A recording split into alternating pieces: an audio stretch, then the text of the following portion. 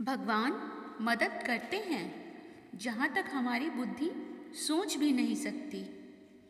एक व्यक्ति जो मृत्यु के करीब था, मृत्यु के पहले अपने बेटे को चांदी के सिक्कों से भरा थैला देता है और बताता है कि जब भी इस थैले से चांदी के सिक्के खत्म हो जाएं, तो मैं तुम्हें एक प्रार्थना बताता हूँ। उसे दोहराने से चांदी के सिक्के फिर से भरने लग जाएंगे। उसने बेटे के कान में 4 शब्दों की प्रार्थना कही और वो मर गया। अब बेटा चांदी के सिक्कों से भरा थैला पाकर आनंदित हो उठा और उसे खर्च करने में लग गया। वह थैला इतना बड़ा था कि उसे खर्च करने में कई साल बीत गए।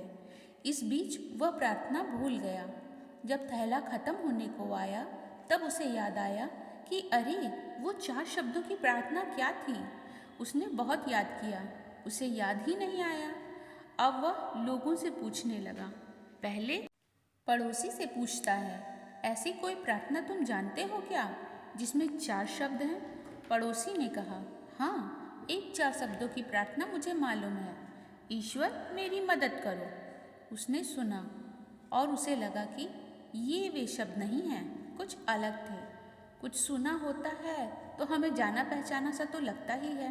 फिर भी उसने वो शब्द बहुत बार दोहराए, लेकिन चांदी के सिक्के नहीं बढ़े, तो वह बहुत दुखी हुआ।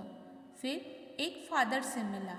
उसने बताया कि ईश्वर तुम महान हो। ये 4 शब्दों की प्रार्थना हो सकती है, मगर इसके दोहराने से भी थैला नहीं भरा।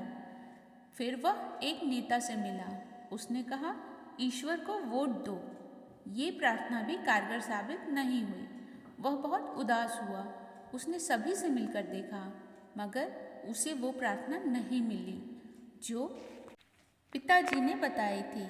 वह उदास होकर घर में बैठा हुआ था। तब एक भिखारी उसके दरवाजे पर आया। उसने कहा, सुबह से कुछ नहीं खाया, खाने के लिए कुछ हो तो दो। उस लड़के ने बचा हुआ खाना उस भिखारी को दे दिया। उस भिखारी ने खाना खाकर बर्तन वापस लौटाया और ईश्वर से प्रार्थना की, हे ईश्वर, तुम्हारा धन्यवाद।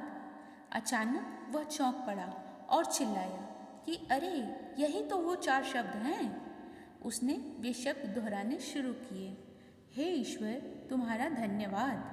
और उसके सिक्के धीरे धीरे बढ़ते गए। इस तरह उसका पूरा थैला भर गया। इससे समझें कि जब उसने किसी की मदद की, तब उसे वो मंत्र फिर से मिल गया, हे ईश्वर, तुम्हारा धन्यवाद। यही उच्च प्रार्थना है, क्योंकि जिस चीज़ के प्रति धन्यवाद देते हैं वो चीज़ बढ़ती है। अगर पैसे के लिए धन्यवाद देते हैं तो पैसा बढ़ता है, प्रेम के लिए धन्यवाद देते हैं तो प्रेम बढ़ता है। ईश्वर के प्रति धन्यवाद के भाव निकलते हैं कि ऐसा ज्ञान सुनने और पढ़ने का मौका हमें प्राप्त हुआ है।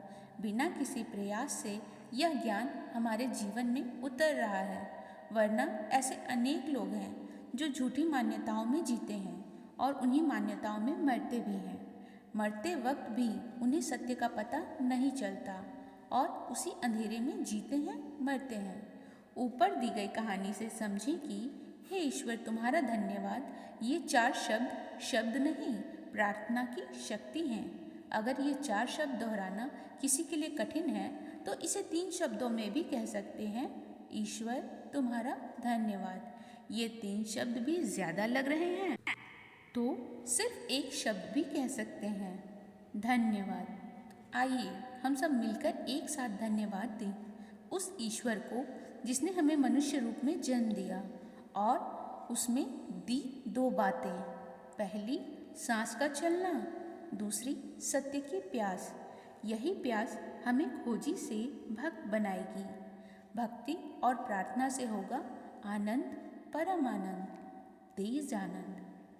दोस्तों, वीडियो अच्छी लगी हो तो लाइक करें, शेयर करें, फॉलो करना ना भूलें। धन्यवाद।